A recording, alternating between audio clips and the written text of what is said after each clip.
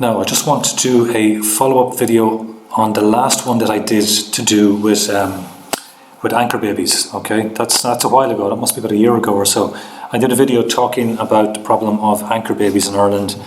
And you know, I'm not blaming the anchor babies themselves. You know, most of them are in their late teens, early 20s now. And they would have had brothers and sisters born here as well. But it's the fact that these families, these African families, they got into Ireland through the back door. You know, they got into Ireland because their mother was happy enough to exploit Ireland, to exploit this loophole between 1998 and 2004. There was a constitutional right for children born on the island of Ireland to be granted Irish citizenship if they came into Ireland during those years heavily pregnant and then just had their child here. Then the child would automatically get residency, get citizenship, get residency, and then the mother would almost definitely get residency and citizenship as well.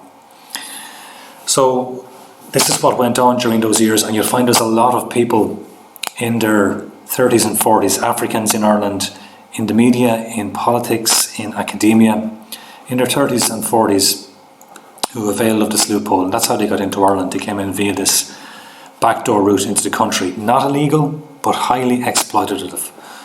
So one of these people is Uriuma Adejunmi. Okay, that's her there. Running for Fianna Fáil in Longford at the end of 2019, local elections, and she actually got in. Very strong in-group preference among Africans, you'll find.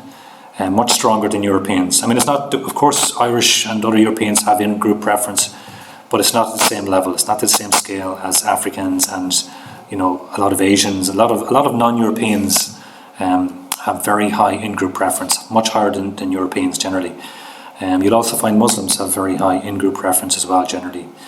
But that's not as much the case for Irish and for most Western Europeans and people of Western European ancestry generally. So, okay, so how did she get in?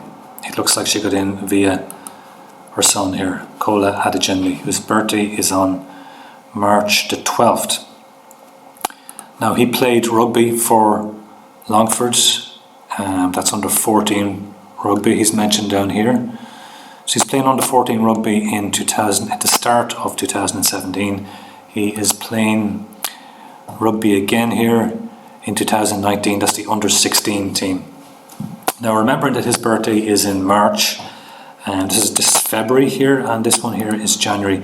It's quite possible that he was, in this case here, that he was 13 at that time, January 2017, but was 14 in March. And similarly here, it's quite possible he was, at this point in time, he was only 15 on 21st of February, and then in March he was 16. And that would qualify him for both of those two teams. Now, it's not certain, it's not 100% certain. It's possible he could have been younger getting onto those two teams, but it's highly likely that he was, you know, not too far off the age. And that's generally the way it is. Rugby is very highly competitive. Longford area, you've got a huge amount of competition there for places. The chances are is that he was 15 going on 16 at that point, and that here he was 13 going on 14, which would fit in nicely with this here, where his mother, Uriuma Adejunmi, moved to Longford from Nigeria in 2003 for personal reasons. It's highly likely that her son Kola was born in March 2003, and that's how she got into the country. She used that child as an anchor baby to allow him to get citizenship and to get staying here, and of course then herself as well. And then she had further children after that. So that's what happened there. Now, the next person we're going to look at is this goggle box star here. What's her name again? Councillor Yemi Adenuga, and she was also elected after the local elections at the end of last year, the first black woman elected into a county council in Ireland. Now, there's some information here which doesn't seem to be correct.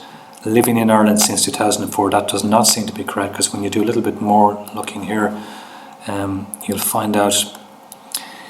Okay, this is from, when is this from? Let's see. Does it say? Okay, 27th of May 2019, that's 2019. And it says that she moved to Ireland almost 20 years ago. Okay, and if you take a look at this next article here, the Adenugas, that's them there, September 2016. If you read down through that article there, he mentions there her 16-year-old child Aisling was the only one of the 4 born in Ireland. Okay, there we go. 16-year-old at that point in time. 16 years before 2016 is 2000, and that pretty much lines up with what it says here. That she moved to Ireland almost 20 years ago, which would have been around that time. It would have been, it could have been the end of 2019, but more likely into 2000. So that's 2 examples of 2 women, 2 African women in Ireland who, it looks highly likely, came into Ireland via an anchor baby, via a child. So they would have come to Ireland heavily pregnant. They would have had their child in Ireland. They would have used that child as an anchor baby. The baby would have automatically got citizenship because of what we said here, because of what it says just here. Between 1998 and 2004, this loophole in Irish law which allowed for anyone who was born in the island of Ireland between those years was automatically granted Irish citizenship. That means that child, of course, will be allowed to stay as a result. They're an Irish citizen at that point in time. The mother then would, of course, be allowed to stay because they have, they would be the primary carer as such. So then the mother gets residency and she gets citizenship down the road as well. She has further children. She could also use that, somebody could marry her from another country. That person then gets into Ireland as well. So you see how this works. So both of these 2 women, Yurima Adejunmi and this lady from Gogglebox here, who's also a counsellor, both become counsellors, Yemi Adenuga and Yurima Adejunmi. They both used that loophole. It looks highly likely they both used that loophole to get into Ireland. Coming into Ireland via the back door, happy to avail of this exploitative way of getting into Ireland. Like I said, it wasn't illegal, but it's highly exploitative, it's highly immoral, and these women should be held to account. Like this was dishonest what they did.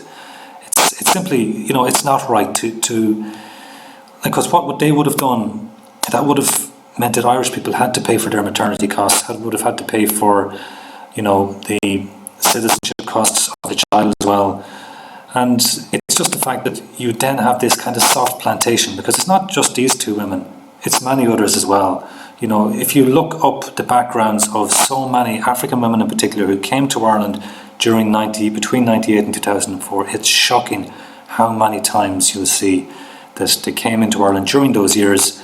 A child arrived between those years, coincidentally, usually around the same time as they came into the country. So this is what is going on.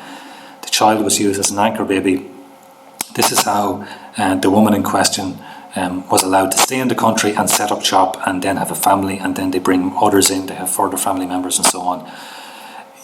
This should be called out, like, by the media. What should have happened really is, as soon as this loophole was recognised, it should have been closed off immediately, and the women that availed of it should have been deported immediately. You can pay for their costs to go back to Africa, that's fine. I'm not saying you'd be cruel about it, but this should never have been allowed. And these women should be called out on what they did. They were happy to exploit Irish people, and it's simply wrong what went on. And the media and the Irish establishment should recognise that fact.